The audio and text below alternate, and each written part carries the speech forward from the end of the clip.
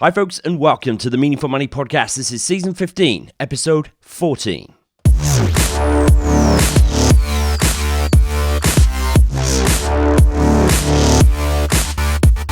This is the podcast dedicated to helping you put your finances in order. My name is Pete Matthew, and I'm going to share with you everything you need to know and everything you need to do to secure your financial future. I'm here to help you make sense of money.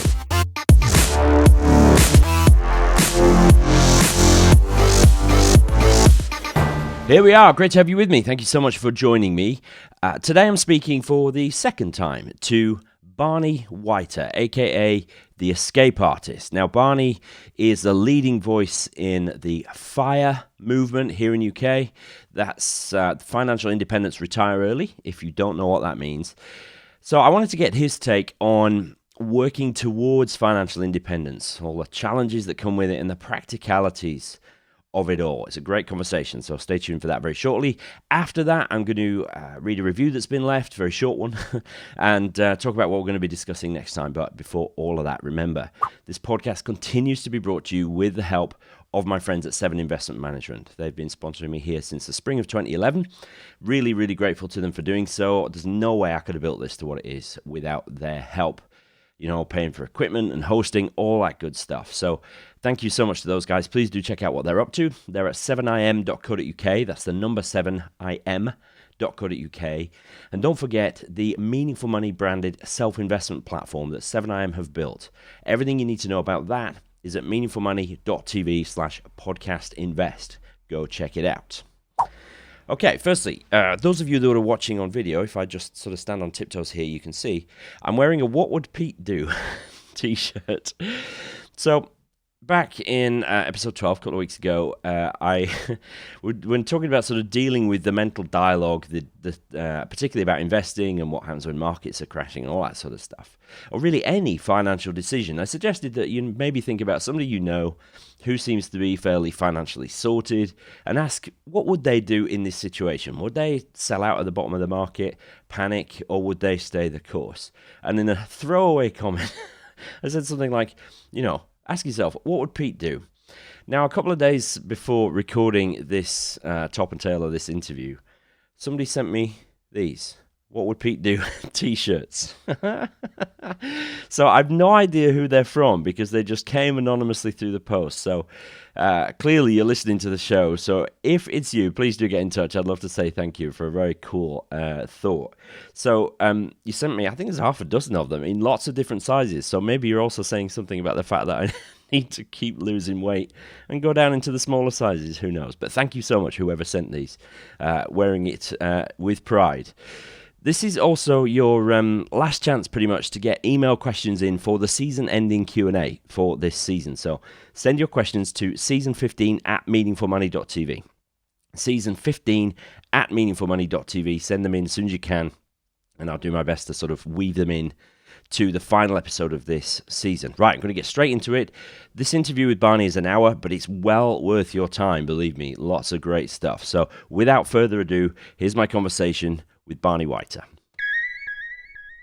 Well, once again, it's great to welcome back Barney Whiter, aka the one and only Escape Artist, back to the Meaningful Money Podcast. Barney, great to see you, mate. How you doing? Awesome. Good to see you, man. Yeah, cool. So we're talking to folks who are in the long middle. You call it the long walk through the desert, right? Financial independence can be a long journey, a journey of decades very often. And so I wanted to get you back as somebody who has got there, understands really what it works, and who's written about this stuff at length.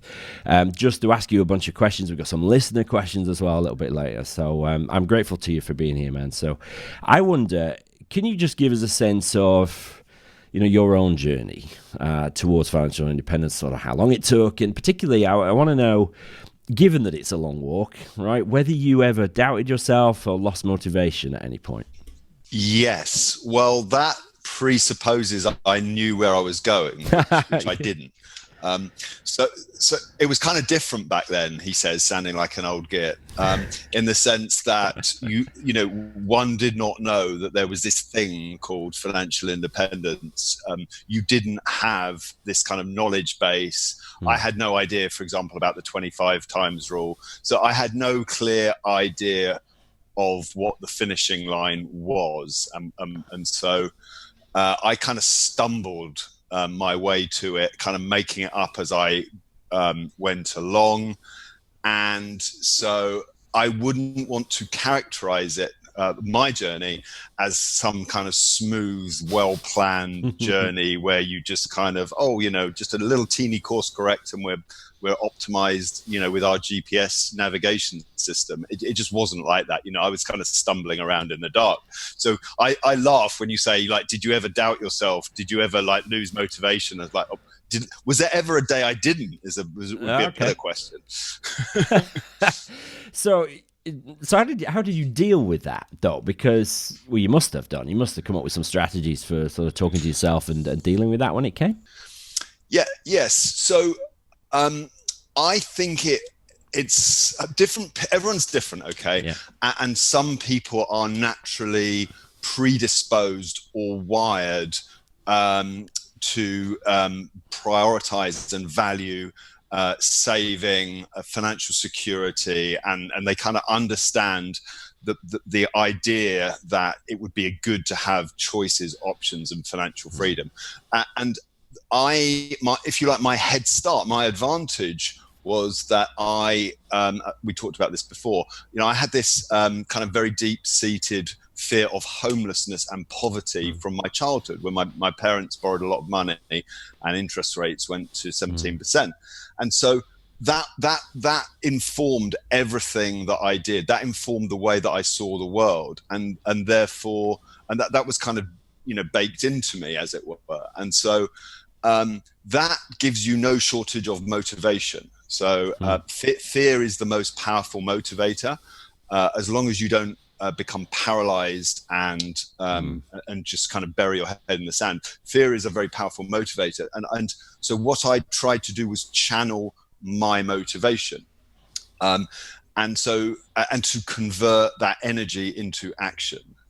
So that worked for me, but that's not to say that other people can't find their own form of motivation, which will kind of be colored by their influences, their background, their character. And so what I kind of say to people is, if you're going to do this, it's really helpful, it's really powerful to tap into your most powerful motivation, whatever that is for you. And it's a very individual thing. Yeah, absolutely. Just been chatting prior to this with Neil Page of BRQ, who's a behavioral finance expert, and we kept coming back to this sort of know thyself thing. You've got to have a certain amount of self-awareness so that you can learn how you react to certain inputs and things like that, and then deal with those and maybe adjust those reactions. Really important to know ourselves. Yes, and it's so. I had this kind of away from motivation. So I don't want to be poor. I want to have kind of wealth, because that will give me security and choices. But equally, I also had in my mind a vision, a kind of an image that popped into my mind that I found very motivating. It was kind of like my North Star for navigation.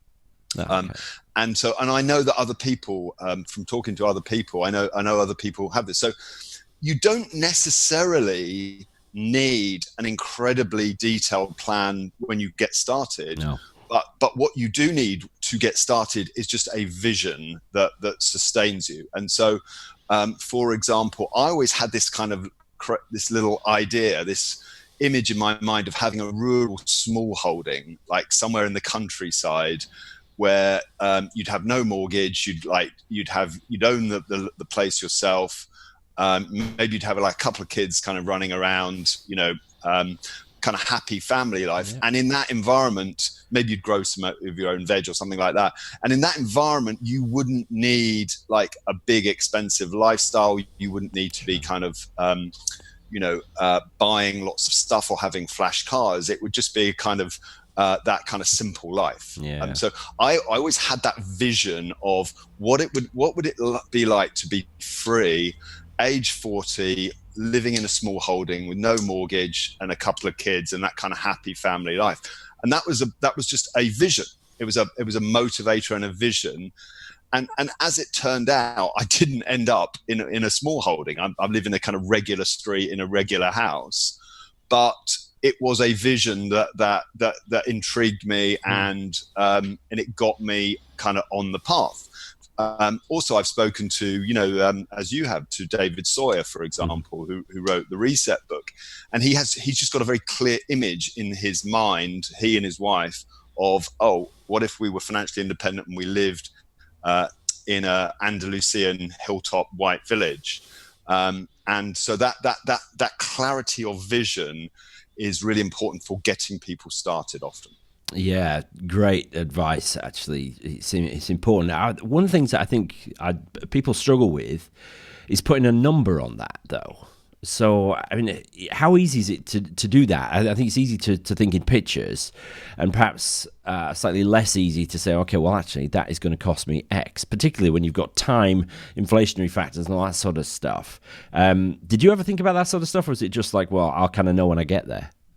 Well, the numbers follow the vision. So if you don't have, you can't start with the numbers. Like, very few people get excited just by numbers on a spreadsheet. So I think it's much more natural to start with the vision and the life that you want, and then to price it up and realize and kind of say, okay, what's it going to take for me to get there?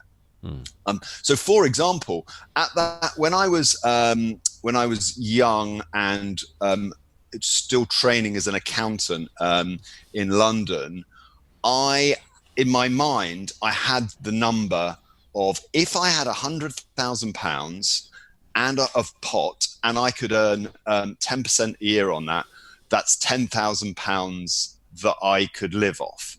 And at that point, this is back in the day, I had just left college, where I lived on £3,000 a year. Yeah, sure. So to me, those were the bare bones numbers. Like, if I had £100,000 pot and I can get 10% a year, that's £10,000, and I can live off that. Now that's not living large, right? No.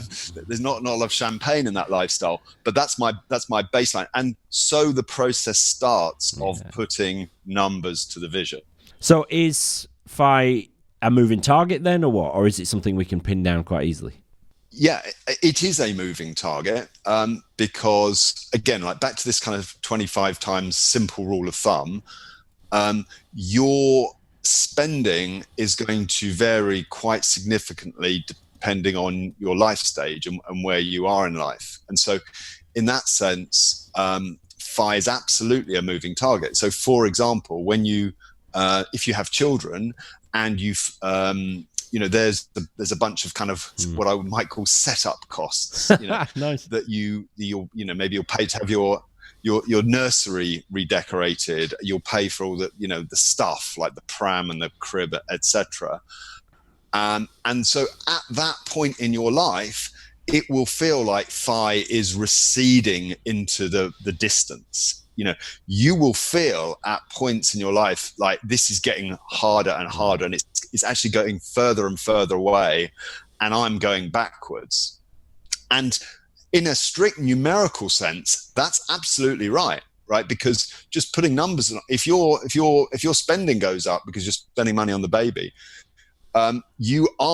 if you're increasing your cost base, you are pushing the pot, you are pushing the amount that you need for enough up by that factor of 25, and you are it is getting further away. The target is getting further away, but not everything's about money in life, right? So you obviously have to kind of bring yourself back to your values and say, we understand there's a price to be paid for having children, for example, and we will course correct, and we will, in a year's time, we'll be kind of through this period of higher expenditure, and our burn rate, may have kind of settled back down, and the target will get closer again. So the point is, it's always a moving target, and the reason it's difficult is because in your 20s and your 30s, the target's a long way away, and sometimes you will see it getting further away, receding into the distance. Where it's like, it's so far away I can hardly see it anymore. that's normal, that's natural, that's just a function of like our kind of life cycles. And so, you know, in your 20s or 30s, you just don't, you don't understand the numbers, and you don't know what it's like to live through those emotions. And it will often feel like it's impossible. It will absolutely often feel like it's impossible. Doesn't mean it is impossible.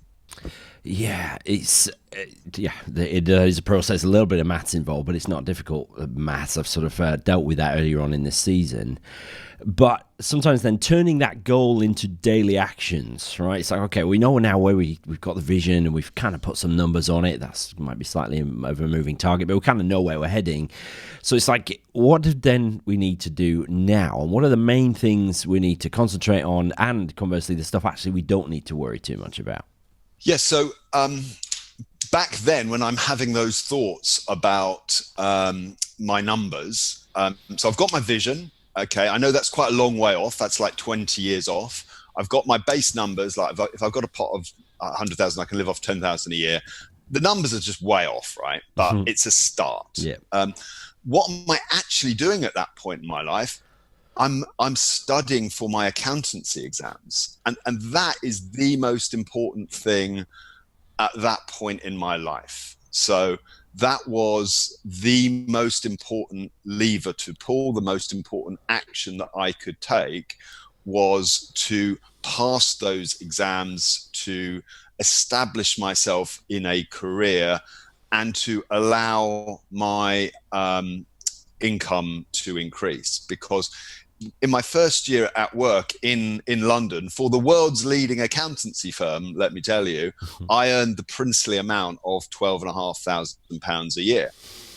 And so, you know, living, renting a flat in London on £12,500 a year was doable, but there wasn't a lot of surplus. Okay, I was not going to be saving 50+% of my take-home pay on £12,500 a year. So, the clear and present priority was clearly at that point to establish myself in my career, to pass my exams, and to allow my income to go up, and hopefully to carry on with my spending, not just automatically following it upwards.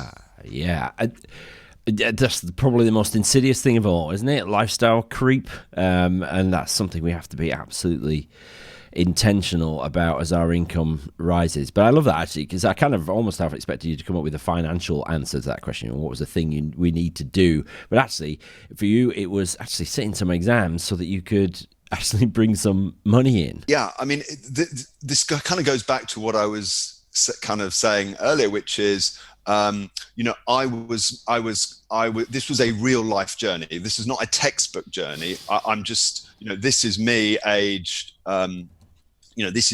whatever, 21, 22, starting out in London, and you're just in a big city, working for a big firm, and you're right at the bottom of the pyramid. And so it was obvious to me that I needed to pass my exams. There was a very clear policy: if you don't pass your exams, you get fired. So the carrot and the stick could not have been clearer. If you pass your exams, your salary will increase significantly. If you fail your exams, you will be fired. I mean, that's how kind of simple and clear it was. Pretty binary. It's like, you don't have to be a genius to think, oh, what should I be doing right now? Correct. I mean, and that it makes me laugh so much of this journey to financial independence is just that sort of common sense and just prioritizing what's important in your life at that point in time. And a relatively small amount of it is kind of financial engineering. Yeah, that's good advice, actually. It's easy to obsess about the finance stuff, actually, when, you and I both bang on about that, and it doesn't have to be that intricate. It's basically doing a few things well and consistently. I mean, most of us will experience, though, we're saving, we're building wealth, we're putting money aside, and most of us will experience some pretty major market declines, right, where we'll actually it feels like we're stepping backwards because we've seen the value of our pension or our ISA pots or whatever decline. Did you have any experiences like that? And if so, how did you sort of navigate through them? Well, let's come back to market crashes and market declines, because even if you have a beautiful, gentle, smooth upward progression in the stock market, that's still a really difficult path to walk to save, a big chunk of your income in order to get to financial independence. Just so put aside the distractions of stock market crashes. Just staying on the path in the good times is difficult. And essentially, to do that, you need to. I actually think that the most intuitive way to understand this is through exercise analogies. You and me both. Yeah. If you understand the mentality of marathon running, then you understand the mentality of saving. And I don't just mean you intellectually understand it. You understand it in your heart. You emotionally get it. And so I was always someone that I used to do running, I used to do cycling, still do. And those, the lessons I took of endurance, stamina, keeping your head down, even when it's raining, even when like you're going up a slope, not down a slope, even when you don't feel like getting out of bed in the morning, that experience that you take from exercise is exactly the mindset that I applied to saving. And look, if you can get those insights from a book, good for you. If you can get those insights from other places, great, good for you. But I personally got a lot of those insights from long distance running or exercise, weight training. And I know a lot of other people. It's amazing how many runners or cyclists you meet in the kind of FI community, because they naturally just get the kind of getting your head down and grinding out the miles analogy. So follow that through then. Can you identify some sort of key disciplines then that you apply equally to that sort of marathon distance running type stuff to the journey? Yeah.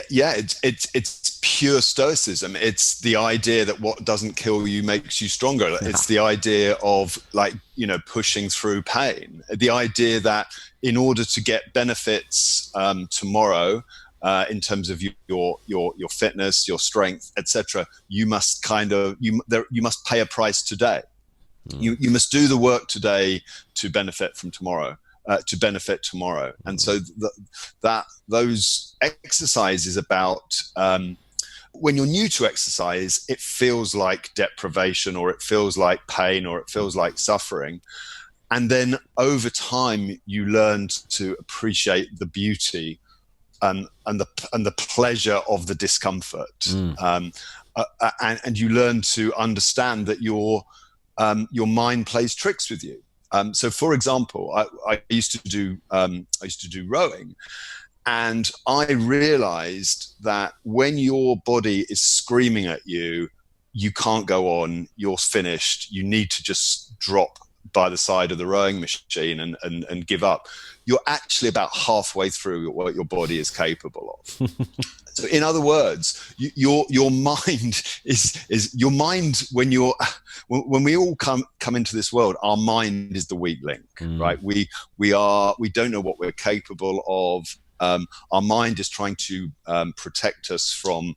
It's trying to sort of avoid hard work. It's trying to avoid displeasure. It's trying to take the easy route through life.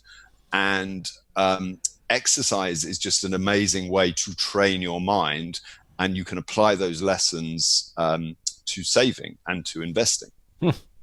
You heard it here, folks. First, folks, it's not easy, and I absolutely I get it, because I used to hate going to the gym, but Well, I think it was one particular day I just thought, do you know, I actually feel better for going. I actually feel I have more energy. I kind of expected to be knackered, but I felt I had more energy that day and started to really see the benefits of it rather than it feeling like deprivation or punishment almost. It's like, yeah, you're a bit of a fat lad, so you need to be punished and go to the gym. You know, that'll teach you. And obviously this is a ridiculous way of thinking, but that's how our mind works. Interestingly, you said the mind is the weak link. It's so often the case.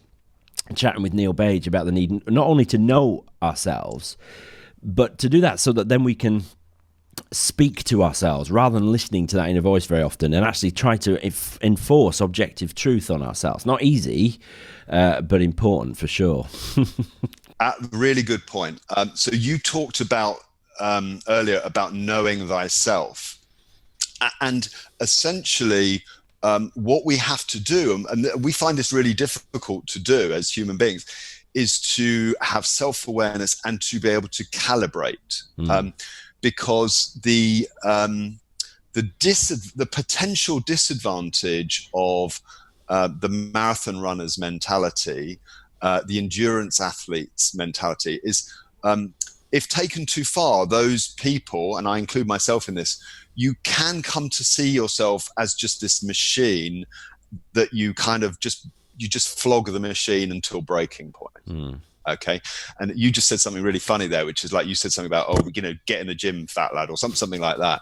And that's a really good attitude to get you going. But if you take that too far and you embed those attitudes where it's just push, with no rest, with no recovery, with no self-care, then eventually you will injure yourself and break down or become stressed, or you will suffer the consequences. And so endurance athletes kind of have to channel their energy. But they also have to take care of themselves as well. And you have to look after yourself on the journey. That's why I think a lot of people find some of the financial independence messages maybe confusing or contradictory. When they first stumble across it, it kind of feels like, oh, this guy's just saying deprive yourself, work hard, save hard, and have no fun. You have to balance that with rewards along the way. I mean, just, if you say the numbers are this, okay, if you save 50% of your post-tax income, it's going to take you about 18 years to go from broke to financially independent. Okay. So it is a marathon and not a sprint in that sense. And the only way that you can continue on that path is to, yes, push yourself, yes, kind of be disciplined, but you have to have rewards along the way. It can't just be a walk through the desert without stopping for occasional refreshment. Absolutely right. We said we'd come back to sort of market movements and navigating through bad market conditions. How do you speak to that? So I wrote a post on my website called "A Tale of Two Bear Markets." Okay, and so I have lived through two big drawdowns in the stock market, and the contrast between them is instructive, I think. So at the tail end of the dot-com boom, in 2000, when all these kind of you had these crazy valuations in the stock market and all sorts of bubble-like behavior was going on. I obviously did well in the run-up to that peak in 2000, and then for the next 3 years, I watched my portfolio go down pretty much every day. Yeah, and it was a soul-destroying period. Partly because my portfolio just went down, but also at the time I was in a job that I didn't like, and so I was kind of looking to my finances to potentially support me and fund a change of job or career. And so it was very uncomfortable for me just to watch every day my pot fall in value. And it got to the point where in March 2003, after the second Iraq war had just started, I finally capitulated and I sold all my shares, all my stock market investments, almost to within the week of the low point of the bear market. And I snapped. I had a mortgage at that point, and I knew that my balances would pay off the mortgage if I sold them, and I just watched their value go down, down, down, down, down, down, down until they were the value of my mortgage. And at that point, I said, right, I can't afford to see it go any further. I'm going to sell my shares and pay off the mortgage. Okay. And then I watched as the stock market pivoted, turned on its heel, and then went on a 5-year kind of bull market, whilst I was essentially out of the market, feeding money back into it. So, participating, but I lost a lot of money through that idiotic kind of decision. And so it was burned and imprinted, seared onto my consciousness that you must never be a forced seller or a distress seller or a panic seller of risk assets in a downturn, because that is how you destroy wealth. That was my lived experience in 2000 to 2003. So fast forward 5 years, and I've phased back into the market. I've been saving and investing, dollar cost averaging every month. And also, I changed job in 2008, so I was earning good money. So I had extra money to put away. And so when Lehman Brothers went bust in the depths of the financial crisis in 2008, 2009, I knew how serious that stock market crash was. I knew how serious the threat to the system was. But I knew that I had to just put money in and buy stocks when they were on sale, rather than doing the absolute worst, which I've done before, which was sell.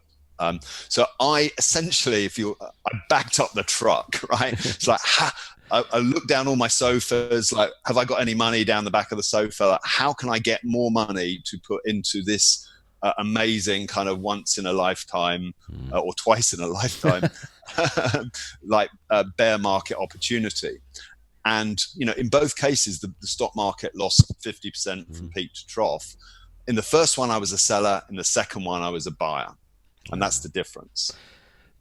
No better way to learn a lesson than to really learn it. Well, if I was smart, I wouldn't learn through my experiences. I would learn through reading books. But unfortunately, that's how I learned it. Yeah, well, we learned it in the end. That's the main thing. Barney, I get asked all the time about how to get reluctant partners on board. It's a frequently recurring question, because obviously it takes work, to achieve financial independence and to hit any financial goal, really.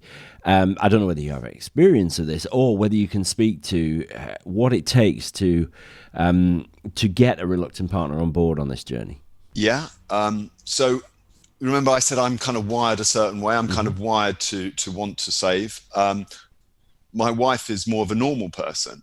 And so, we fought all the time about money. I mean, money is the biggest source of arguments between kind of husband and wife, or between spouses.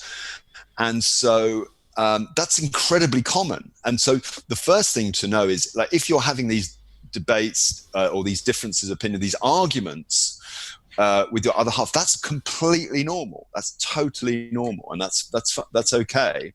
You have to engage with that. So you have to have those discussions, and that means coming back to them more than once. Okay, this is not the sort of thing you wave a magic wand, you have one conversation with, and everything is set for life. It's a recurring dialogue where you have to explain to your partner, why is this so important to you? Like my wife kept saying to me, what's the point of all this saving? Like, everyone around me, like, the people over the road, they've just had a new kitchen done, they've just been on holiday.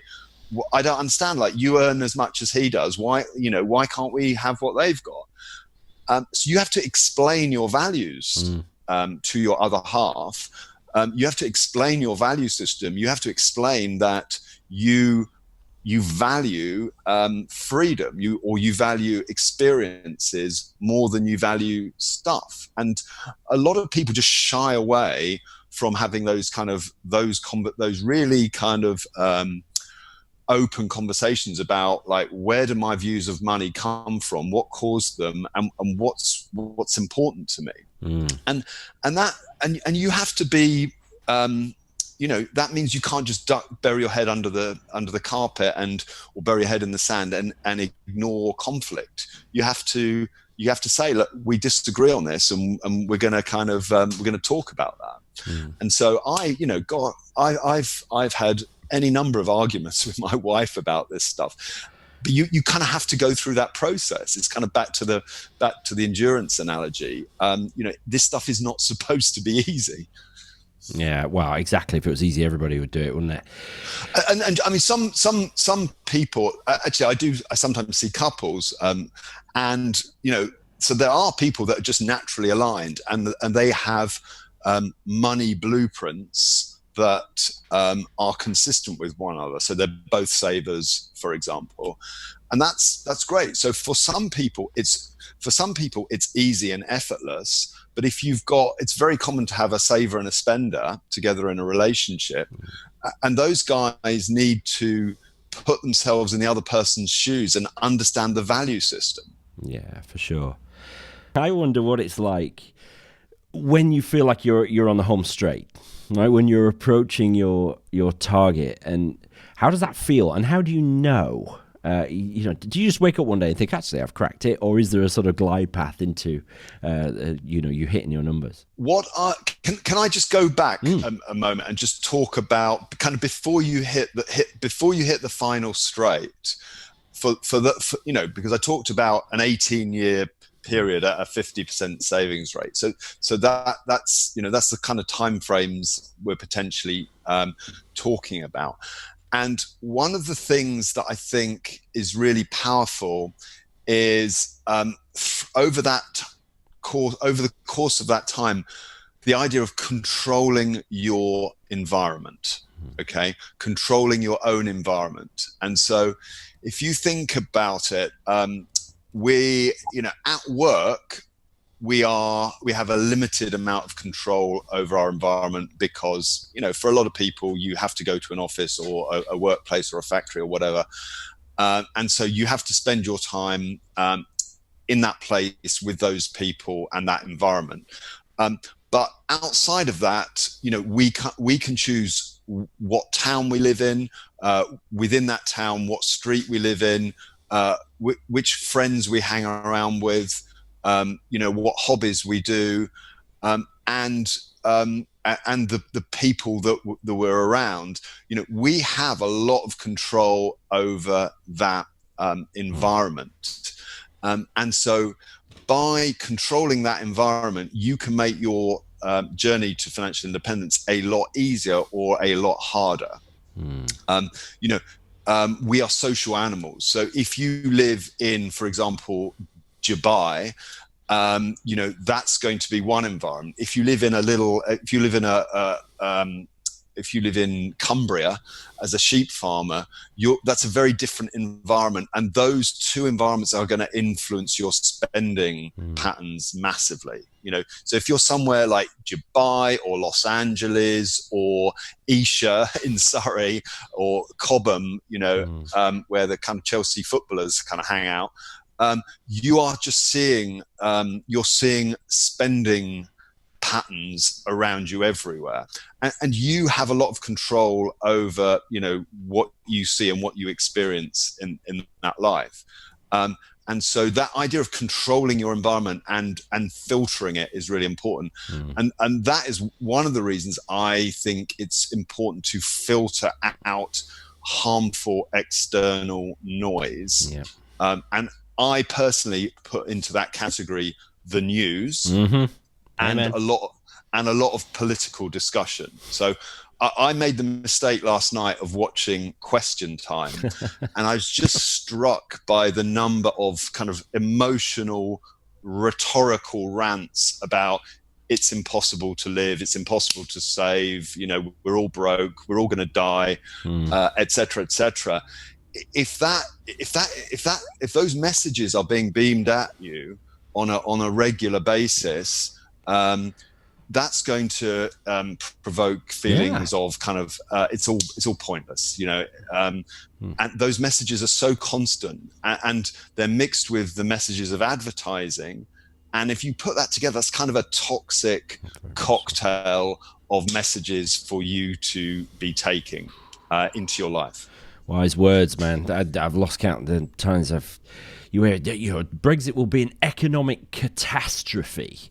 These are massively inflammatory words, and they sink deep, and you often use the example in 2008, graphics on the 6 o'clock news, downward pointing jagged red arrows and stuff, and it goes in, right?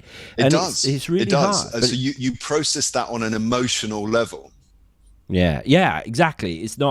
It's impossible, I would say, to be completely objective about that. It has an impact, no doubt about it. But, of course, the way to do it then is, as you say, to try and control your environment and limit that stuff. It's just good sense, isn't it? Man alive. It's funny. A lot of kind of sensible sort of middle-class people seem to be under the impression that you're under some sort of moral obligation to watch the news. You're not.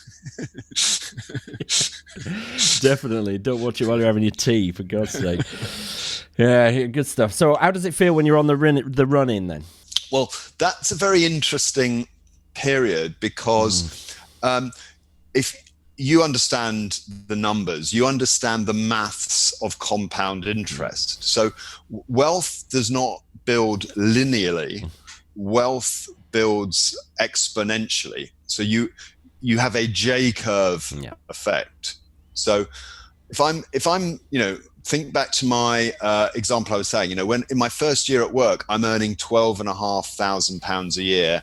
And maybe in that first year did I save £1,000 that first year? Maybe not. Maybe I saved nothing. I can't remember. But my point is, like, £1,000 was a stretch for me to add to my net worth in year one. Compare and contrast with 20 years later, my portfolio is going up by 1,000 or down by 1,000 every 5 minutes, So the numbers just get bigger.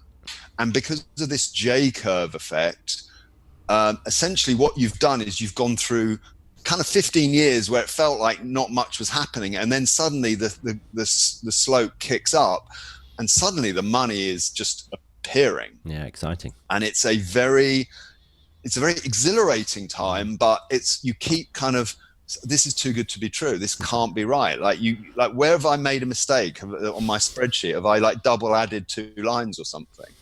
And so essentially, the wealth building process accelerates towards the end of your journey, and yet you've conditioned yourself to be careful, cautious, this kind of long distance runner that I was talking about.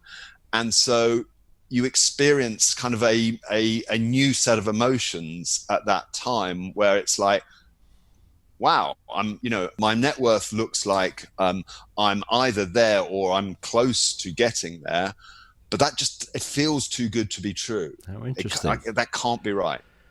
And so you have to just kind of experience that and let those kind of emotions kind of examine the emotions and say, is there a logical basis for my fears or my concerns or this kind of feeling it's too good to be true, or am I confident in my numbers, and am I kind of do I believe it in my heart as well as my head, and that point then is often a trigger to ask yourself all sorts of questions about, well, if I do have enough, what do I now do with my life?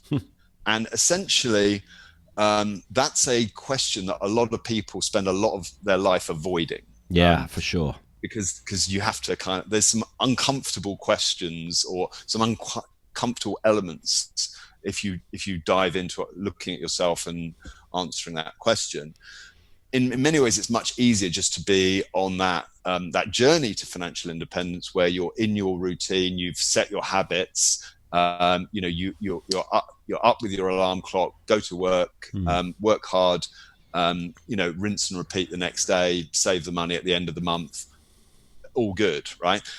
The problem with that, you can avoid asking yourself some difficult questions about where do I want to end up. And so as you get closer to that point, naturally those kind of issues that you've ignored start to bubble up to the surface, and you have to ask yourself some questions. What do I want from life? What great questions to be able to ask. But yeah, I've seen that with clients. You actually say, look, on all our numbers and conservative maths that we've run for you, you've got enough, you've cracked it, well done. And there is almost sometimes a reticence to believe it. Like, really, can we just see what it looks like if we dial down the assumed growth rate and just to try and we build in conservatism across the board, as you can imagine. So, but I suppose there's wisdom in that sense, checking the numbers and stuff. But is there any other sort of practical things that you need to do to think about to sort of make that leap into sort of work optional mode? Yes. So imagine two very different two ends of the spectrum. So at one end, imagine a binary cliff edge retirement. Okay. So imagine someone that's they started working at whatever 18 or 21, and then work 65, stop, nothing. Okay, that is a binary cliff edge. Equally, and that's that's a real challenge to like a human being. Like, how do I go from a situation where work defined me, it provided my routine, my structure, my social network, my reason to get out of bed in the morning, my contribution to the world. How do you go from that to nothing? Okay, so that's an issue with traditional working periods to to kind of classic retirement date, but it's also an issue if you early retire or if you pursue financial independence, and then you kind of you reach a point where you've got enough, and then you make a change. And I kind of had a bit of a cliff edge in the sense that I worked until I was 43, and then I kind of got comfortable with the idea that I had enough, and I just handed my notes in without knowing what would come next, because I was okay with the idea of a period of decompression where you just chill for a while, and I was okay with the uncertainty of I'll be able to figure something out after that.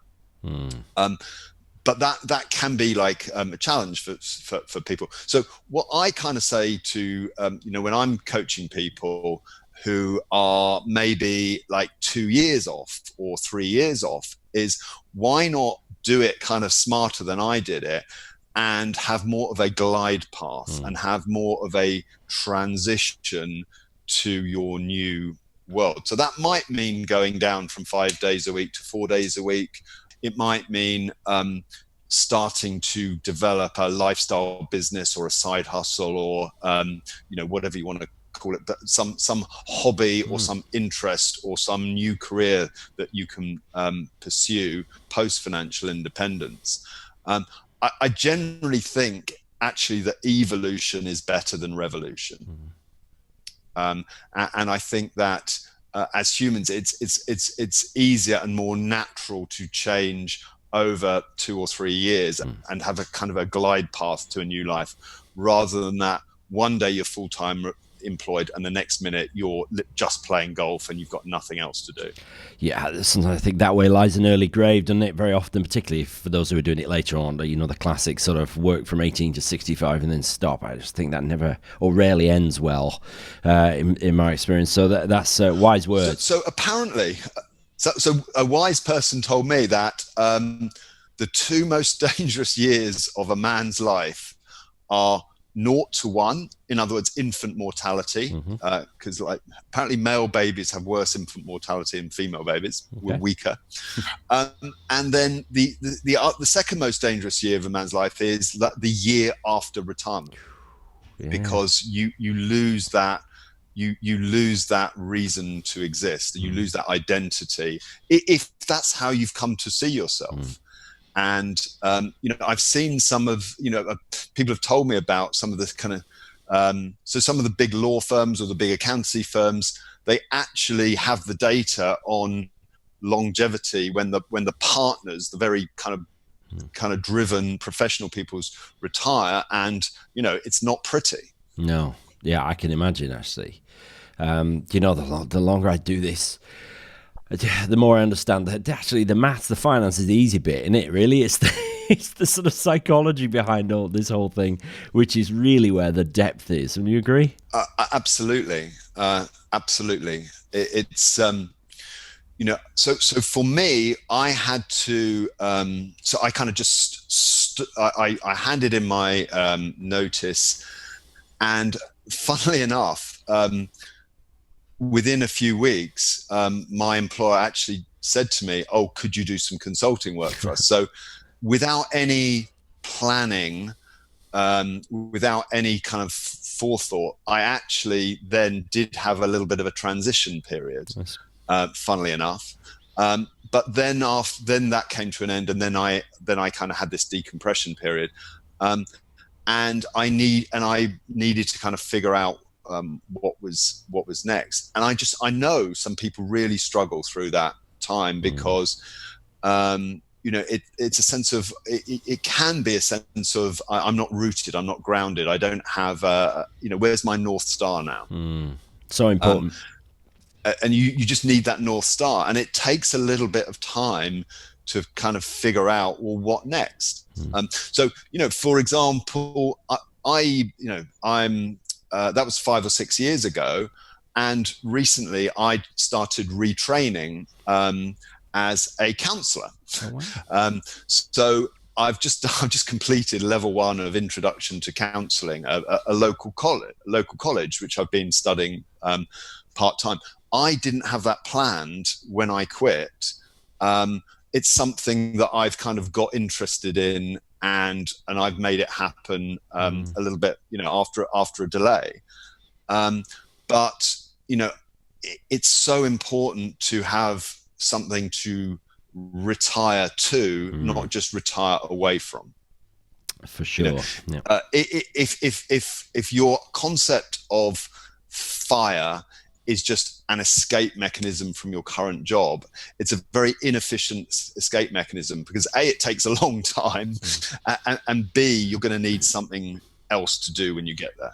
Absolutely right. So Barney, I asked my Facebook group, one of them, just a couple of questions for folks in your position. So I just want to fire these at you. See what I did there. So this is the first one from Tim Gordon. So when determining what makes up your number, you talked earlier about the sort of 25 times rule or the 4% rule. How does the value of your main property fit into this? Tim says, I'm presuming it can't make up part of that number as it's not a liquid asset. Maybe he's answering his own question there. Equally, to discount it altogether doesn't seem quite right either. Also, how do you factor in any pension pots that are part of your number but might not be accessible until 5 or more years into your FI? So I wonder if you can just sort of speak to that, how to deal with property, and then how to deal with sort of multiple staging of pots. Yeah. So the simple way to think about it is to have a paid off flat, apartment or house, and then to have 25 times your spending. So let's say you need to spend £25,000 a year. 25 times 25, that's a pot of £625,000 of invested net worth, plus you've got a paid off a flat or apartment or house. Now, obviously, there's an interrelationship there in the sense that it's quite easy to live off £25,000 a year if you've got a paid off house, right? Because most people's biggest expense is either their rent or their mortgage payment, and therefore a lot of people might hear that and say, well, I couldn't possibly live off, that number or whatever number someone might throw. But we're talking about in that situation without a mortgage payment and without a rental payment. So 25, if you have invested net worth of 25 times your spending, then you've probably got enough. that's the kind of easy way to think about it. Or, if you don't have a paid off house, it's fine. You can still be a renter, but you're going to have to allocate more of your spending towards paying rent. Mm-hmm. Simple. Yeah. Does that make sense? Yeah, very much so. So how about this staged pot thing? Yeah, so the pot thing, essentially there are two tests as to whether you're financially independent. Test one is looking across all of your pots at a holistic whole. Do you have invested net worth of 25 times your required spending? So that's test one. And then if you tick that and say, yes, I do, then the question becomes, well, do you have enough outside of your pension pots to bridge the gap? Okay. Because if you're 45 and you can't access your pension till you're either 55 or 57, you just need enough outside of your pension, so in ISAs or non-tax sheltered accounts, to bridge the gap. And so that's a relatively straightforward calculation. If you need whatever, let's say you need 20,000 a year and you've got 5 years till you can access your pot, have you got 100,000 outside of your locked up pension pots? Perfect. Great answer. Steve Barber says, as a leading light and advocate of fire in the UK, that's you, when you were doing your maths on your yearly requirements with respect to spending, have you found that you generally spent over or under this figure? It's a great question. So thanks for this, Steve. Well, the first thing to say is he's absolutely right. And you need to know your spending. You can never know if you have enough if you don't know your spending. So if someone's kind of thinking, I can kind of do this just by, earning well and just by earning and by investing wisely, you'll never know if you have enough if you don't know what your spending is. So what I did is, in the run up to quitting, I spent about 6 months tracking where every penny went, and knowing I had a really tight handle on my burn rate and my expenses. And so, funnily enough, I never had a budget. I think of budgets, everyone's different. I personally think it's more powerful just to track your actual spending with radical personal honesty, and just ask yourself the question, did that expenditure make me happy? Did I get value for that, etc., etc.? I've never actually set a budget as such. I've never said, next month I'm allowed £100 for, going to the theatre or whatever. So some people, budgets work for some people. That's great. For me, I actually find just tracking where every penny goes kind of more powerful. And what was my experience? Well, your expenses will naturally decrease after work. Okay, a lot of expenditure is work related. So, for example, I haven't bought any suits since I quit. Right, I used to spend a reasonable amount of money on suits, shirts, shoes, work clothing, because it was important. I was client facing and blah blah blah blah. So that was an investment, as I saw it, in my career, and that expenditure has just disappeared. So there's a chunk of work related expenditure that just disappears. Equally, there's this emotional journey and this emotional process where I'm okay now just to kind of sit at home and read for a couple of days, and I might spend 0 for 2 days. That is just part of getting older or growing up, to put it more positively. I actually think that we all eventually figure out at some point in life that spending doesn't bring happiness. And I think that gets easier and easier as you get older. Definitely true. So Nick Harland asks, what changes in budgeting, behavior, and maybe sort of contingency would you recommend for low or negative returns in the first few years of work optional, financial independence. He comments on Abraham Okusanya, beyond the 4% rule, about basically adjusting spending depending on returns. Nick and I wonder what you make of that. Sequence of returns risk is all about the early years. So what do I mean by that?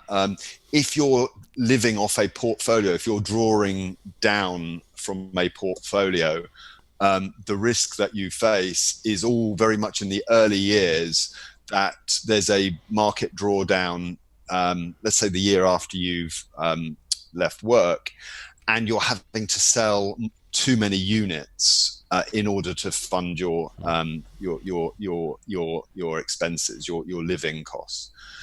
And so flexibility is the answer. Flexibility in spending is the answer. So be able to just turn the dial down on discretionary spending. So one of the things that I think is very worthwhile, I talked earlier about tracking your spending, and recording it each month. It's really good to have an understanding of split it into discretionary and non-discretionary. Yeah. And so the discretionary element is your potential for flexibility, should you need to kind of dial down the spending in the early years post financial independence, assuming that you quit, right? I personally think that the assumption, this is the problem with the safe withdrawal rate, that it assumes that you never do any paid work ever again. You never get any benefits, you never get any state pension, you never inherit any money. And I take you back to something I said earlier. You need something to do after financial independence, okay? And so what better way to fill your time, to fill some of your time, is with a job or a lifestyle business or a hobby or something that not only doesn't cost money, but actually can contribute and earn you some money. So I talked about the retraining, my retraining as a counselor. If I wanted to, I could go on and treat that like a second career, but it would be a second career over which I had choice of what hours that I worked, what clients I saw, and I would have a lot of control over the terms and conditions of my work. And that is the most powerful way to just smash sequence of returns risk. That's the most powerful way to smash any worries about drawdown rates, is find your purpose and find something that you can contribute to the world that people will pay you for. Yeah, absolutely right. I love that, actually. That's, as ever, mate, intensely practical, and this whole conversation has been. So I'm once again grateful to you for your time, Barney. Folks, if you haven't yet, check out the escapeartist.me. I love the way you write, and I love the practicality of it, mate. So I'm extremely grateful to you for your time. Once again, thank you so much for coming on. Oh, and I just want to say thank you for that donation to the Woodland Trust. I really appreciate that. No worries. Charity. You're more than welcome. Thanks for joining me, mate. I appreciate it. Okay, hope you enjoyed that. Barney's just a legend, isn't he? Honestly, there is nothing I need to add to that conversation. I had the pleasure of meeting Barney in person for the first time shortly after that interview was recorded, and he's just a delight. So he has a really sort of insightful, incisive way of speaking, gets straight to the point. Find that very refreshing, quite disarming, actually. So got a lot of time for that guy, and I hope you enjoyed that interview. Barney, thank you so much again for coming on. Okay, simple review from Dave331967. Dave331967 from Australia, of all places. So thank you so much, Dave, for listening from all that way away. Dave simply says, headline is detailed but simple. This is a great podcast for all those wanting to take control of their financial future. Thank you so much, Dave. That's all we need, man. And if you want to leave me a review, it doesn't need to be any longer than that. Just like Dave331967 did, meaningfulmoney.tv/iTunes, or anywhere you can leave me a review. You know what to do. Okay, next week I'm going to be talking about staying the course on the long journey towards financial independence. Looking forward to wrapping up the season over the next couple of weeks. Ready for a brand new year. Lots of great stuff to come from Meaningful Money in 2020. I'll be telling you all about that in the new year.